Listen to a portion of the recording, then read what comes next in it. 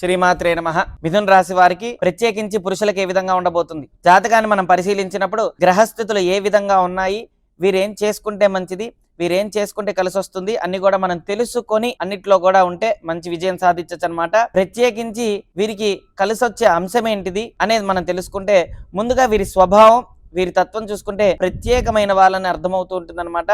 ఆధ్యాత్మికమైన చింతన, దైవభక్తి అన్నిట్లో కూడా 10 మందితో కలవాలనే ఆలోచన ఉండటం, 10 మందితో కూడా ప్రేమ ఆప్యాయతగా ఉండటం, ఇవన్నీ కూడా మిథున రాశికి సంబంధించిన వారనమాట. అయితే గ్రహస్థితులు మన జాతకంలో సరిగా లేనప్పుడు 10 మందితో సఖ్యత లేకపోవడం, అనవసరమైన మాటలు మాట్లాడుతూ ఉండటం, భార్యాభర్తల మధ్య గొడవలు అవుతూ ఉండటం, అన్నిట్లో కూడా ఖచ్చితంగా కూడా వ్యతిరేకతగా మాట్లాడడం, గ్రహస్థితులు అనుకూలంగా లేకపోతే ఎక్కువ వ్యతిరేకత వస్తూ ఉంటుందన్నమాట. వీరికి ఎక్కువగా ఇప్పుడు వ్యతిరేకత ఎక్కువగా ఉంటుంది జాతకంలో, ఒకవేళ సరిగా గ్రహాలు బాగాలేకపోతే. వీరికి ఇప్పుడు కలిసి వచ్చే అంశం ఏంటిదనే మనం చూసుకుంటే జన్మంలో కుజుడున్నాడనమాట. కుజగ్రహ ప్రభావం చేత వ్యయస్థానంలో గురువు ఉన్నాడు కాబట్టి గురుగ్రహ ప్రభావం చేత వీరికి అష్టమ స్థానంలో బుధుడున్నాడు, చతుర్థ స్థానంలో కేతు ఉన్నాడు, నవమ స్థానంలో శని శుక్ర కలయికతో ఉంది.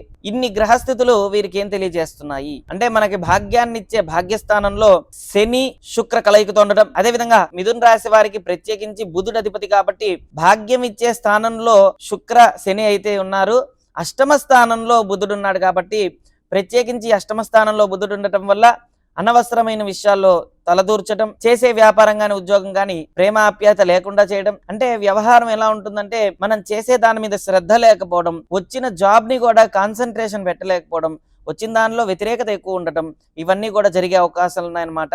బుధుడు సరిగా లేకపోవడం వల్ల, బుధుడు అష్టమంలో ఉండటం వల్ల ఒక్కొక్కసారి ఒక్కొక్క విధమైన సమస్యలు ఏర్పడుతూ ఉంటాయి. చాలా మందికి కూడా ఉదర సంబంధమైన ఇబ్బందులు కలుగుతూ ఉంటాయి అన్నమాట. అనవసరమైన విషయాల్లోనే తలదూర్చడం, మొండిగా మాట్లాడడం, క్రోధం, ఆవేశం ఇవన్నీ కూడా ఎక్కువగా ఉంటాయన్నమాట.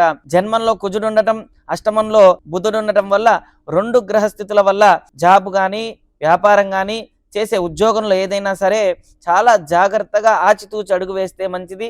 అనవసరమైన విషయాల్లో తలదూర్చొద్దు, కోప ఆవేశాలకి లోనవ్వద్దు. అదేవిధంగా స్త్రీ మూలకంగా ధన సంపాదన పెరుగుతుంది, అన్నిట్లో కూడా మంచి యోగదాయకంగా ఉందన్నమాట. మిథున రాశి వారికి దశమ స్థానంలో వీరికి ప్రత్యేకించి రాహుగ్రహ సంచారం జరుగుతూ ఉందన్నమాట. దశమంలో రాహు అంటే స్థిరత్వం, కాన్సన్ట్రేషన్, ఇవన్నిటికీ కారకుడు రాహు అన్నమాట. ఏకాగ్రత కలగాలన్నా, ఏకాగ్రత యోగ్యంగా ఉండాలన్నా ఇవన్నీ కూడా రాహు కారణం కాబట్టి చాలా జాగ్రత్తగా ఆచితూచి అడుగు వేస్తే చాలా మంచిది, అన్నిట్లో కూడా విజయం సాధించచ్చు అనమాట.